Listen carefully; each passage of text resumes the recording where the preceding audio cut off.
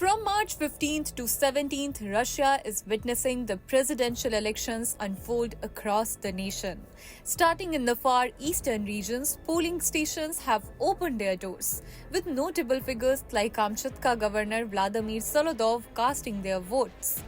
This election marks a significant moment as it introduces cutting-edge technologies tested in previous lower-level polls, including a 3-day voting period and remote voting. In the race for the top state post, 4 candidates stand out.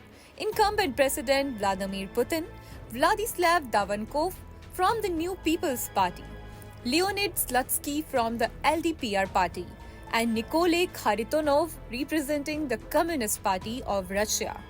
Initially, 33 individuals aimed to contest the presidency, but only 15 submitted the necessary documents.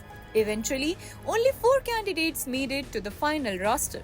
With over 94,000 polling stations open across Russia, voters have ample opportunity to participate in the historic election, with polling officially closing on March 17th at 9 p.m. local time.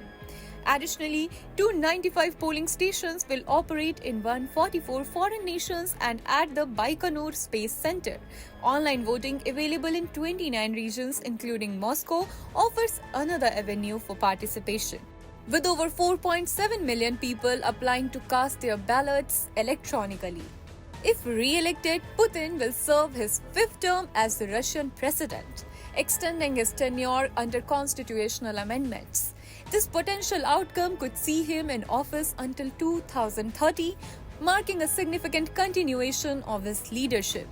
As the nation awaits the results, this election represents a pivotal moment in Russian politics, shaping the country's trajectory for the next 6 years and beyond.